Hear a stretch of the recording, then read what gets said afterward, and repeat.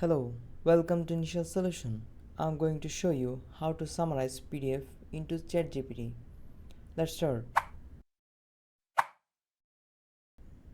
Log into your account, click on this, select your file and open to upload. Before this, enable ChatGPT file uploader extension. Now type summarized PDF. That's it. Hope you liked that.